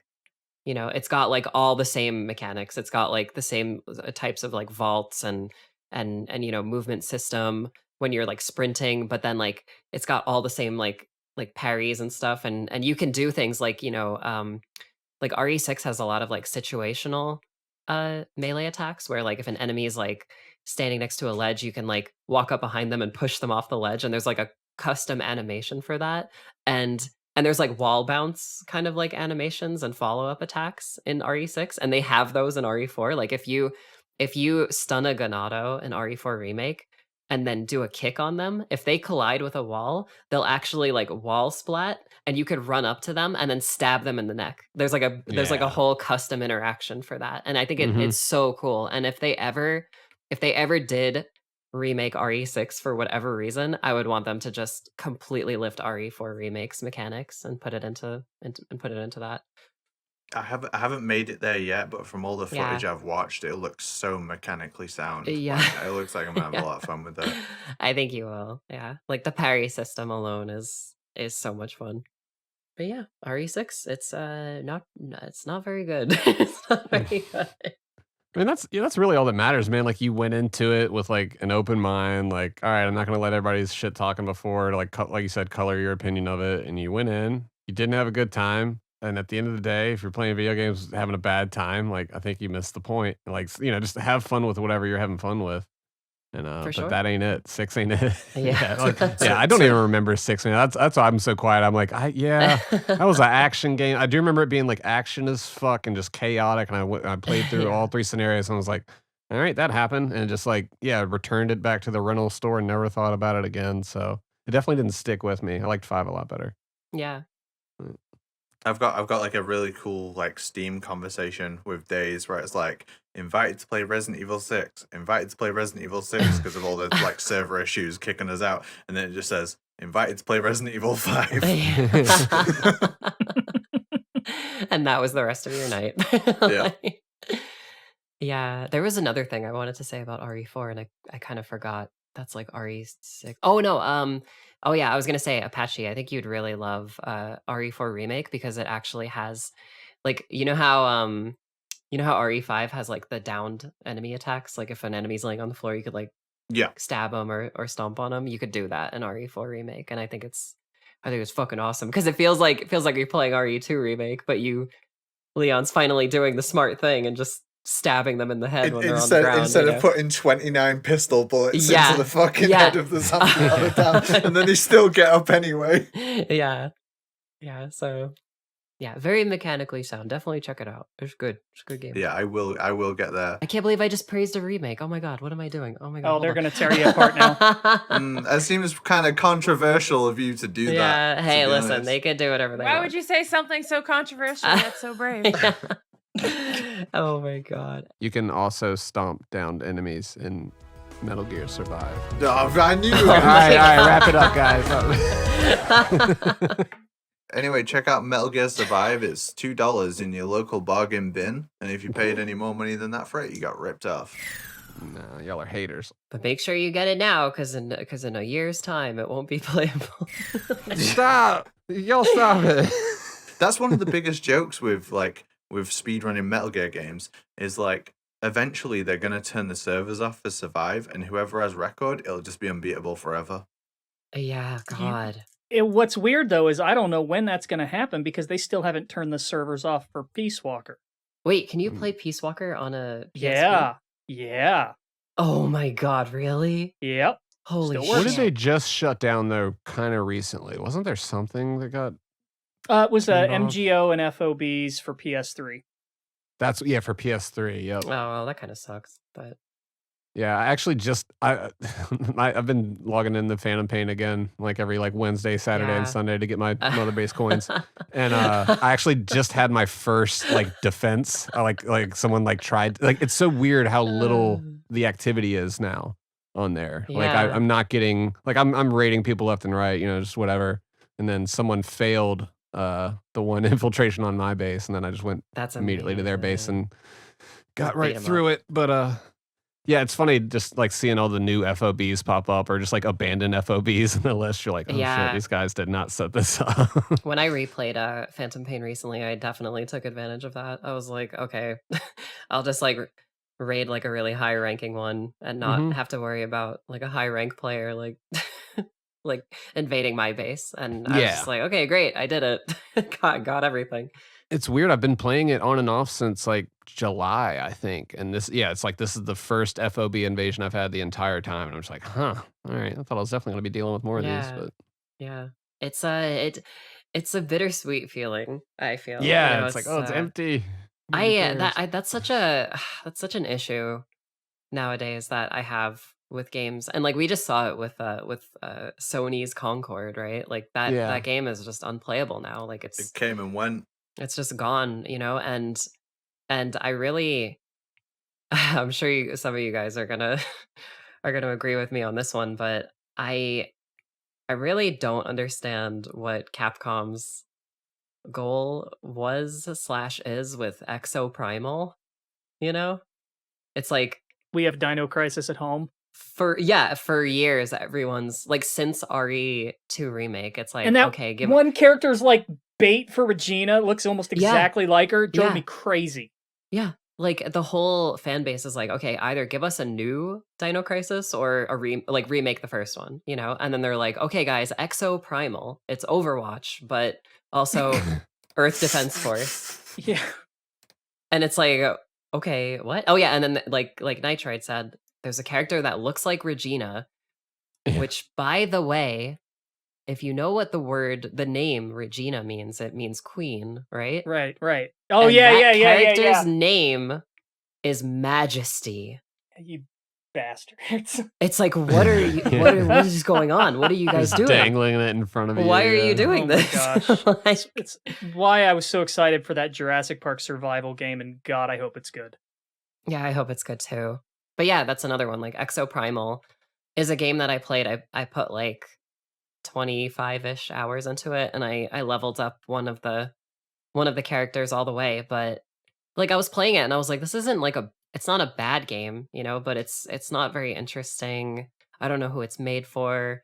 Like all the assets are like beautifully made, and the game is like mechanically sound. Like it's really, it feels really good to play. But like all of that is just.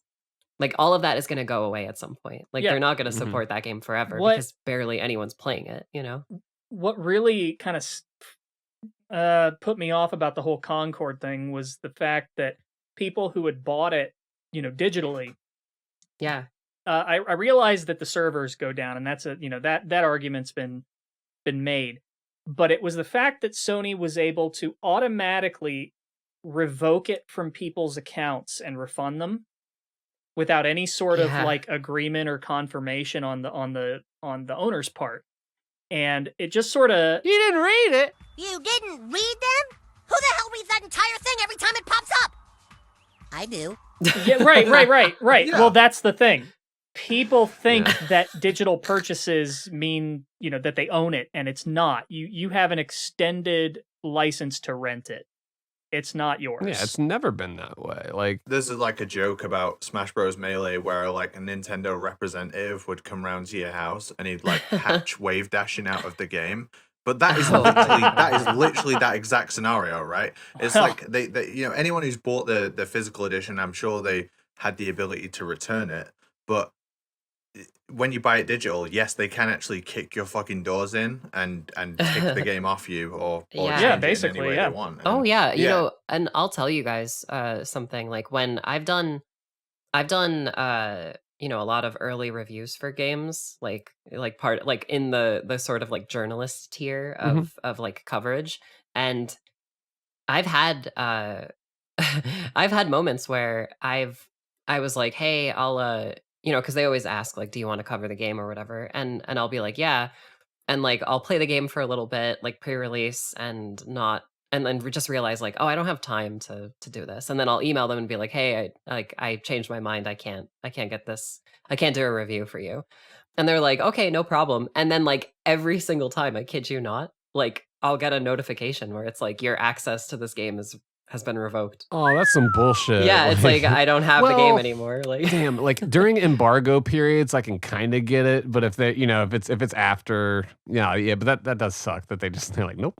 There should not be a mechanism for that at all. Yeah, and it's surprisingly common. Like, and I think it might be on like a company, like a per company basis because there are other games where that's not happened, but Yeah, like on Steam, it'll happen all the time. Like if you have a PC version of a game, and I think that makes a little bit more sense because you have like the files right there, like on your computer. And it'll say too, it'll be like beta version for reviewer. It'll have like its own little thing in there too. So I don't know. That might be like a cover their ass type thing. I don't know. That's weird that they would just take it from you. Well, this is where GOG is really the only company I think that's doing it right. Yes.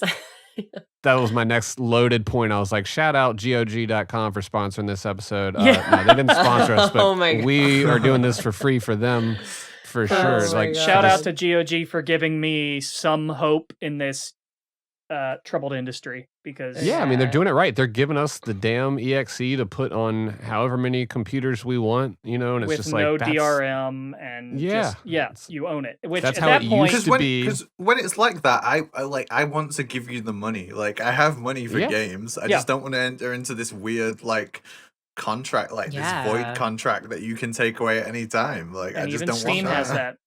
And Steam just recently updated theirs too, and that's why there's all this legislation now that has to, legally say not buy or own or use any of that language because it's misleading.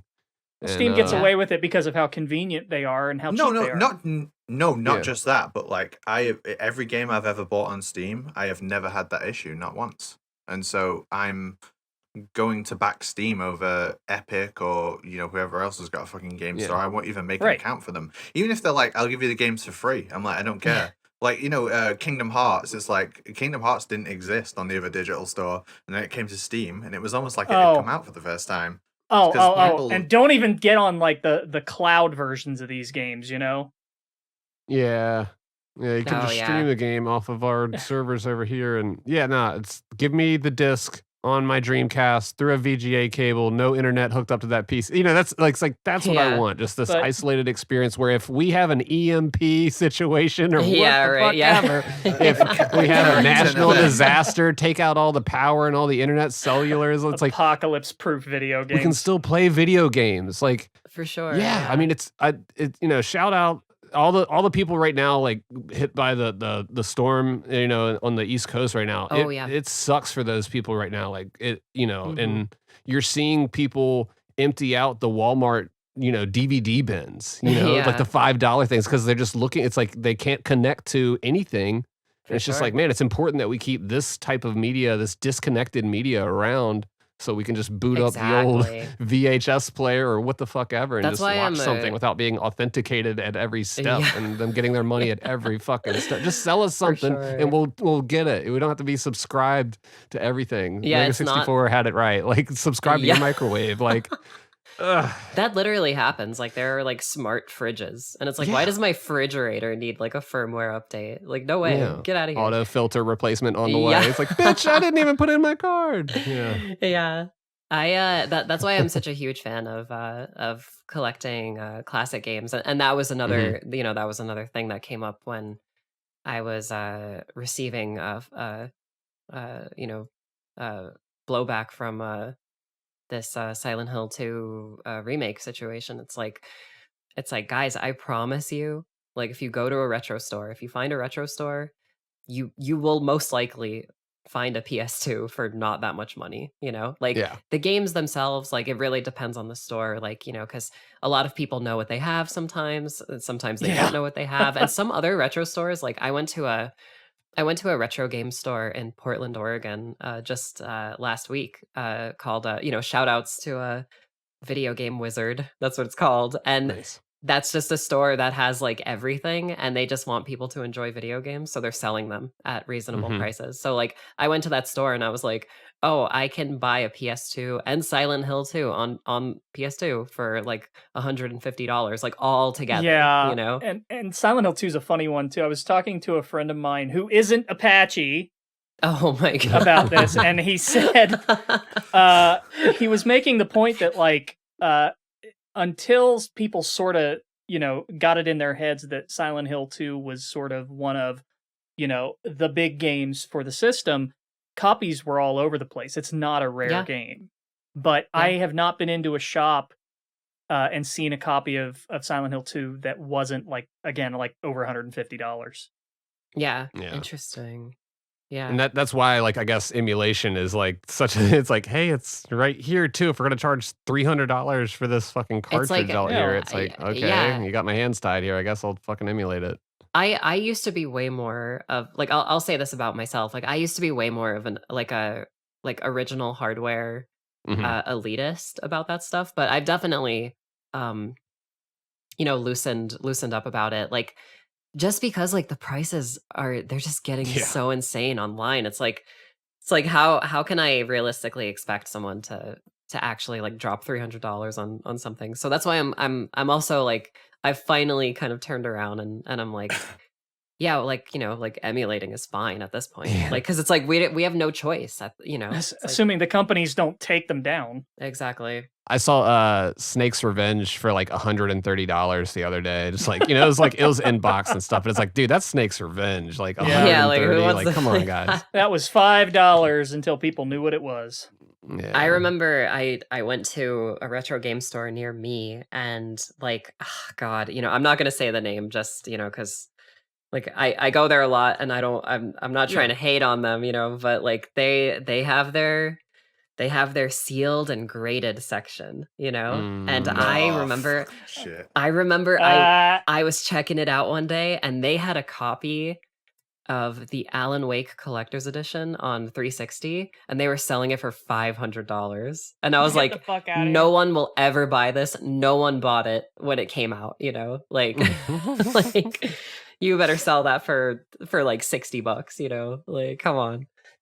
Like it's just unreasonable. So yeah, like I just, I'm an advocate for the actual companies. Hello companies, please like throw us a bone. Like we want to play Silent Hills 1, 2, and 3, and 4 like on new consoles. Like come on. Like they don't need to be fully remade. Like it's okay. Please. That's what's important is like just having these conversations with them nicely. Like, and if you can somehow set up meetings or get some time with some of the PR people or the marketing people and say, hey, like, or the brand manager, it's like, hey, these, they can get those ideas back to the devs and work it in a little bit. But if you're just screaming at them, hashtag fuck Konami, like all that stuff. It's just like, what are you doing? Look, you're screaming at a person while asking them to give you like also like give me stuff, but I hate you. Beat it, leave me alone. I'm sorry, babe. I didn't mean that either. Yeah. And it's just like it's an unhealthy relationship, guys. Like we got to rethink all of this. I'll just say, from a behind the scenes perspective, a huge reason why the classic RE trilogy is even on GOG is because people like me and other people like myself and others, like when we are in front of these people, like say I get invited to Capcom HQ in San Francisco, that's what I'm talking about. I'm talking their ears off about that. I'm just going like, the fans want the classics as well, and it's and for a long time it was just, it's out of our hands. We'll see what we could do, this and that, everything, it's on Japan's side and this and that. But enough of that, enough direct conversation that was polite, got it through, and and they can see the numbers behind it too. Exactly. And it's like, hey, look at this tweet with 20,000 people agreeing here, and they're like, oh shit, Of course they can see the fucking numbers when the only thing that they can even produce in the first place is a remake of these originals. Like, maybe there's something in these originals to the point where they might be worth preserving. I don't know. Like, does it take a fucking expert to see that? It's like, oh, we have to like clear the song that was in the game. I don't care. Like, people still want these games, and I honestly think like the remake stuff is like almost like a red herring to the real issue of people want to be able to play the games that they love on their modern systems, and there's so many games that are worth just buying again and again and again, like through the ages. Like 5 years later you still want to play it, 10 years later you still want to play it. I have bought the Elder Scrolls Oblivion on pretty much every single thing it has ever been released on, because I love that game so much. And like a few years will pass, I'll have like a different systems, and I'll be like, yeah, I want to play that game again. It's great. Yeah. I hear what you two are saying about open dialogue, but I gotta say, being pretentious and vaguely condescending, has really worked for me. I found a lot of success that way. I don't know if I really want to change that strategy. Sometimes it works. Hey, man.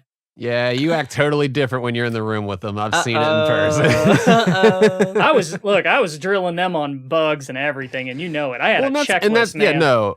We go, we've got that relationship with Konami. And it's like, we've gone in there and said, yeah, like, hey, these are all the things that are important to us. And they're going, hey guys, great list. Like, thanks for putting that together. We'll, pat on the back. That's cute. Yeah. Yeah, it's a little bit of that energy, but also like they are taking it into consideration. It's like, guys, if we had the infinite budget and all the time in the world, sure, we'd love to do all this stuff. Love where your head's at. But, here's where we are, and here's realistically how many other people give a fuck about Guy Savage. Right. So we're gonna go this way. Right, but at that point, what are you there for? Right? Yeah. And that's to state our case. And they'd be like, I don't know, man, I really like Guy Savage, though. It is important. And we would like seeing physical editions of the, it's like those types of hints we were dropping the entire time. So I get it. It's like, yeah, get it in their ear while you're in the room with them. And, you never know where the idea will land. Yeah. I have a question for you guys because I'm not exactly certain on this. How much of the actual game data is in the Master Collection? What do you mean specifically? On the disc of it. With the exception of the language data, it's pretty much all there for PS5. I'm pretty sure PS4, Xbox. On the Switch virtually had to do nothing. Something weird. Yeah, Gotcha. because of the cartridge limit. Like it's just all that audio and stuff wouldn't fit on a cartridge. Yeah, totally. It would if they shelled out for the 64 gig carts. That's what it was. It was like a cart issue, like with the size that they were getting for that. And I think that's another issue of like who's the which audience is like the most likely to buy the game, like so we don't need to like really It's like is it for the new fans to bring the new fans in, or is this more for the OG people that want to just experience it again and the perfect 1-to-1 and they did recently just put out the 4K update like last week, so they're still putting out shit on Master Collection. Good. Kudos to Did them that for also still have working on keyboard that. and mouse support? Oh Yeah, my god, that's fixed. So yeah, cool. but it's worthless. But why would you? God. I guess you could just bind it to whatever other controller though with that keyboard support, because some controllers are just but when are keyboard. they You always adding? could. When are they adding pressure sensitive button support? Okay, like when are they going to add that?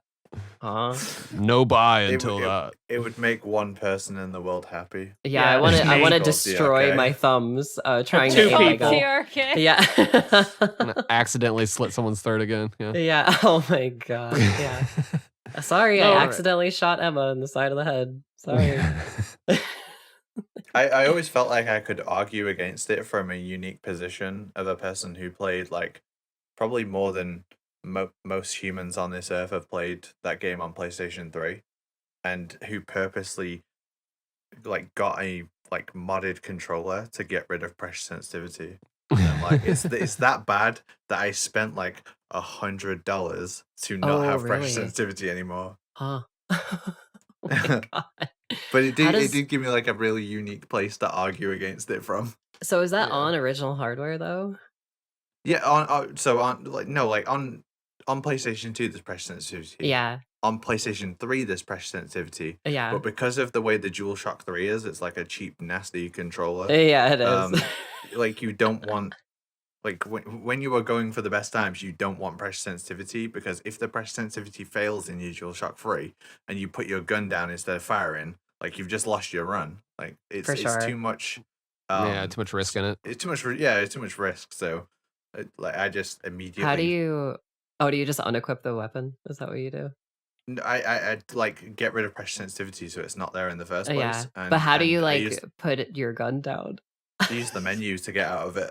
Oh, gotcha. Okay. Oh my god. Yeah, there's no easy let off either. I see what you're saying. It's like Yeah, so I don't ever hold the gun up if I'm not gonna fire. Gotcha. Jesus. Okay. Well, You yeah. better shoot that thing if you point exactly. it at me. But you can Yeah. do that. You're the type of person that actually Yeah. knows exactly when you want to fire your gun. Yeah. I'm just gonna say it's gonna be hilarious when you finally get around to playing MGO1, because I think it's gonna break your mind.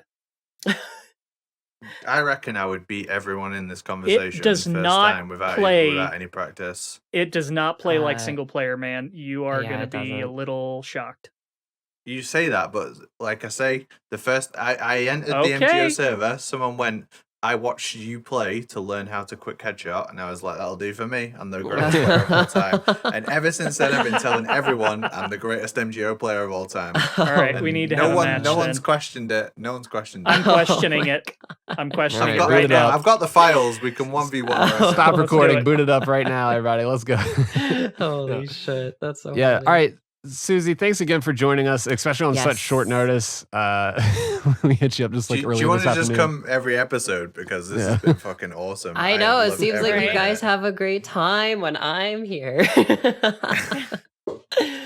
Yeah, no, thank you for having me on again. I love it. I think it's fantastic. You guys are great to talk to, and I'm glad that I can have a space for my opinions, you know, and not It's been get- cathartic after how angry Always. the internet has been.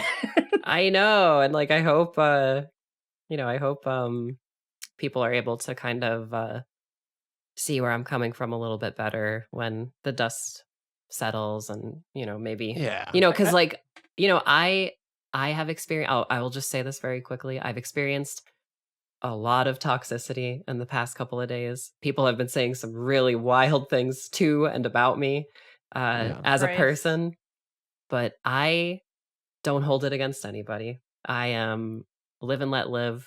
If you apologize to me, I will accept your apology. If you don't, that's fine too. I don't mind.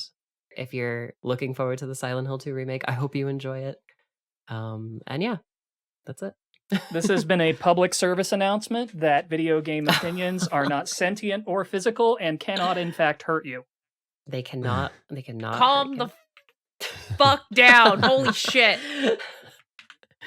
Yes, please. It's okay to not line up on everything 100% with everyone else at all times, guys. Like, yeah. Yes. It's also okay to change your mind about things too. Yeah. So And hopefully you do, right? When you as you learn new information, you challenge your Can fucking you preconceptions. fucking imagine if we all had the same fucking opinion as we did when we were 5 years old? I would think Blasto was a good game. Come Yeah. on, Yeah, get the fuck right? out of here.